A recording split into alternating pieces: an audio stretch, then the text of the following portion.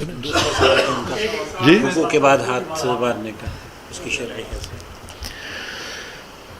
دیکھیں رکوع کے بعد واللہ اعلم علماء کا اختلاف ہے، اور میرے علم کے مطابق، ناقص علم کے مطابق، رکوع کے بعد جو خاص الفاظ ہیں وہ نہیں ملتے، نہ ہاتھ چھوڑنے کے نہ ہاتھ باندھنے کے، کہ رکوع کے بعد ہاتھ چھوڑ دو یا رکوع میں ہاتھ باندھ لو، دونوں نہیں ملتے، لیکن کچھ اشارے ایسے ملتے ہیں جن سے علماء نے وضع کا استدلال کیا کہ ہاتھ باندھ دینے چاہیے۔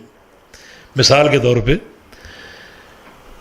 سنن نسائی کی حدیث، اس کا اثر صحیح بخاری میں بھی ہے کہ رسول کریم صلی اللہ علیہ وسلم جب بھی کھڑے ہوتے تھے تو آپ کے ہاتھ بندھے ہوتے تھے، اور نماز میں کھڑا ہونا دو موقعوں پر ہے، ایک قبل الرکوع اور ایک بعد الرکوع۔ تو چونکہ بعد الرکوع ہاتھ چھوڑنا نہیں ملتا، اور یہ عموم موجود ہے کہ جب بھی کھڑے ہوتے تھے آپ کے ہاتھ بندھے ہوتے تھے، تو اس عموم سے آپ لے سکتے ہیں۔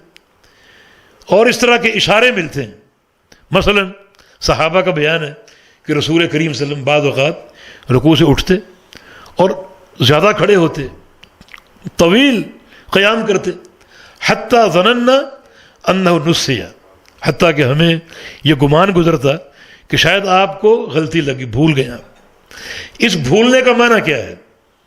شارحین نے اس کا معنی یہ کیا ہے کہ عاد الی القیام الاول، کہ گویا نبی علیہ السلام کو یہ مغالطہ ہو گیا کہ آپ اس قیام کو رکوع سے پہلے والا قیام سمجھ بیٹھے، وہ لمبا ہوتا ہے، شاید نبی علیہ السلام اس قیام کی طرف لوٹ گئے۔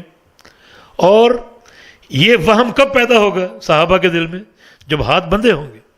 اگر ہاتھ چھوڑے ہوئے ہیں تو یہ وہم پیدا ہو ہی نہیں سکتا۔ تیسری چیز یہ ہے کہ نماز کی کوئی شکل آپ مخلوق کے سامنے نہیں دھار سکتے۔ نماز میں رکوع ہے، رکوع اللہ کے لیے، مخلوق کے سامنے رکوع نہیں کر سکتے۔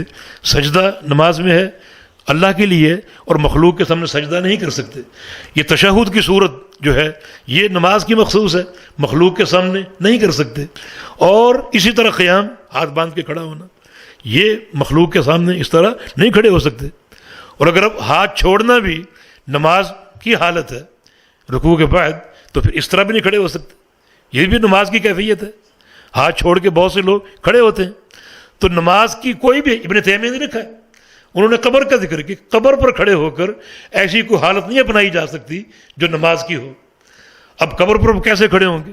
یوں کھڑے ہوں گے تو یہ نماز کی حالت ہے، ناجائز ہے۔ یوں کھڑے ہوں گے یہ بھی نماز کی حالت ہے، تو پھر یہ بھی ناجائز ہوگی۔ پھر کیسے کھڑے ہوں گے؟